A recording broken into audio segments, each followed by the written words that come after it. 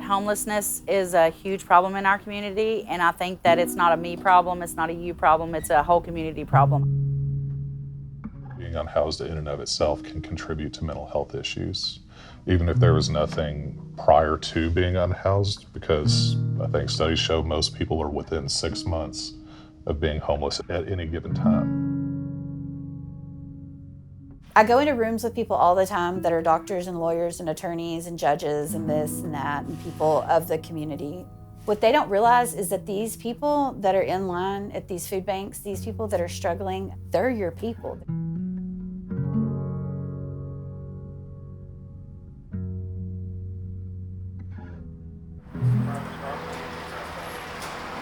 Oh, okay.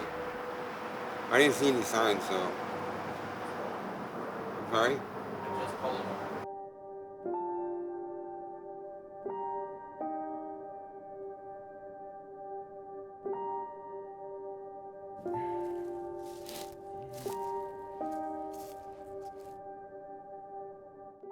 How did you become homeless? Oh boy. I allowed someone in my life that I shouldn't have. You know, during the whole time that she was there, she was, gathering evidence, so to speak, to submit to my boss. And I essentially got fired and kicked out. It is what it is. I did what I did, and I got what I got. My grandmother raised me most of the time because my mom was not there. She told me that my mom gave me away a couple of times when I was an infant. It took my grandmother 3 days to find me once. And my very first memory is walking past her house, since we share a yard. She's our next door neighbor. And I remember running up to her because I hadn't seen her in a couple of weeks. She was on the porch and she was drunk. And she told me that she never wanted me to get lost and that she never wanted to see me again. And then my dad got custody of me when I was 7 years old. And it was okay for a little while until my sisters came about. And when my sisters came about, everything got physically abusive. So from moving around and not having the stability, going through the different types of abuse that I encountered as a child growing up, as I got older, I ventured out into the drugs. I was placed in foster care when I was 13 years old here in Wichita Falls. And so here I was, 21 years old, 3 kids. I drugged my children through homeless shelters and living on the streets. Through my addiction, the hardest part is realizing the damage that I caused my own children from my addiction, that the damage that's there is you can't fix it.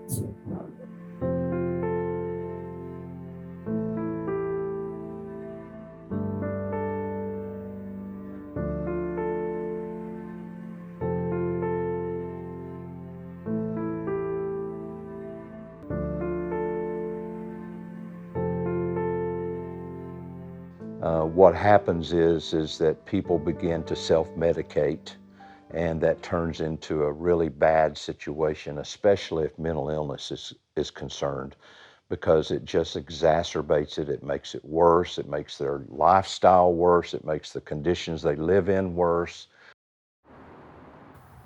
Other homeless people, man, they'll fuck you up. You know, they'll burn you out of your tent while you're sleeping. They'll steal the shoes off your feet while you're sleeping.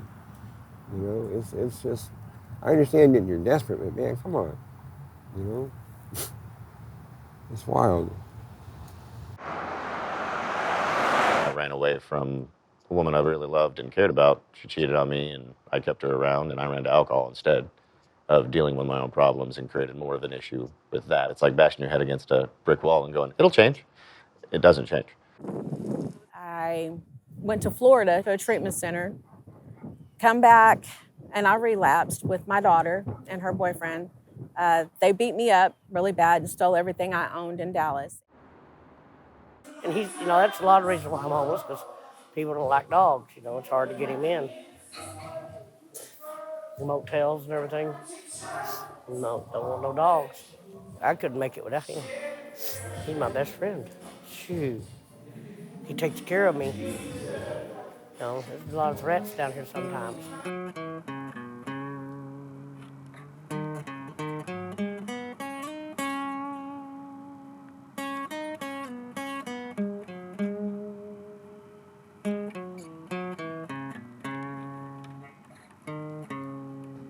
Even if someone didn't have any mental health care needs or any mental health concerns prior to being homeless in and of itself could contribute to some mental health concerns like depression, anxiety, things like that.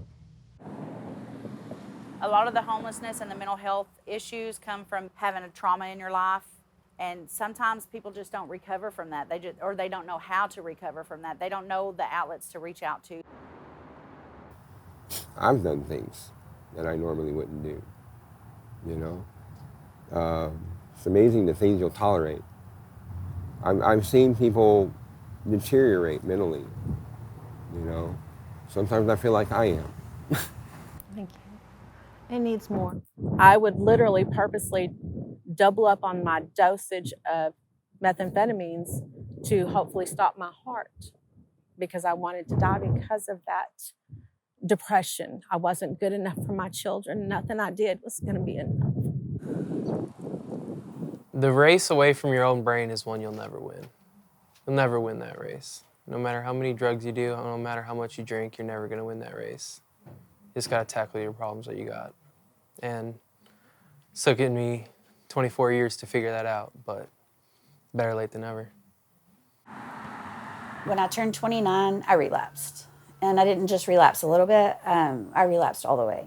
A guy had offered me cocaine where I was at, and I was like, yeah, hold on. And this is like 10 years of being clean. I drove to my dad's house, and I got an insulin syringe, and I hid it in my bra. And I went back, and I was an IV drug user like that. Like, I'd never put it down. I had 2 children at this point, and it was really bad. I was going through severe depression and anxiety and didn't know it. My mental state was that I didn't want people to know I was that way. I wanted everybody to feel me as a person that was successful. I didn't want my mom to know that I was a person that didn't have what I was supposed to be, because I was always the kid that was supposed to grow up to be somebody. And that hurt me a lot. It's hard to ask for help, especially when you're at your lowest is when you need the help, and you don't want your family to see you like that. It's hard.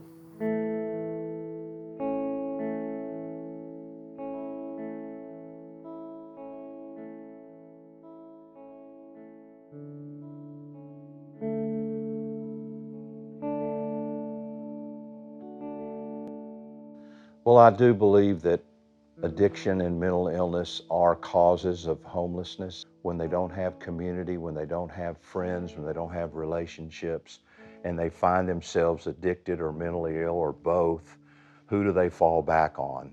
And what happens usually is they end up either on the streets or in a shelter or couch hopping somewhere, but not having any real relationships who can help them get better.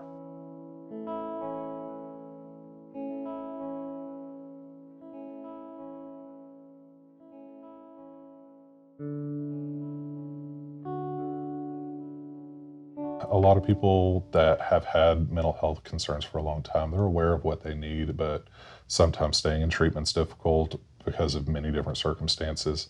But sometimes when things get away from people and they feel that they have the need for help, they do come in. I feel way better than I have. I mean, I started doing coke when I was 15, 16. I've never had an adult life. I've never been normal. I finally got tired of me. And the longer I'm here, the more I'm realizing that me isn't bad. I need this. And I need the fellowship, I need the brotherhood, I need the love and the security that I've never had my entire life. If it wasn't for my faith, I would not be where I am today, because I'm able to help other people. I feel that my ministry that God has given me is to feed people. So I feed the homeless.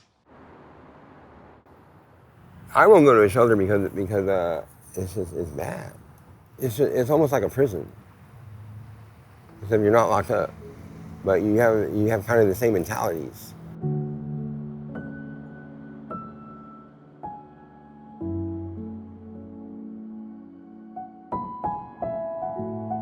Mentioned what you're up to now.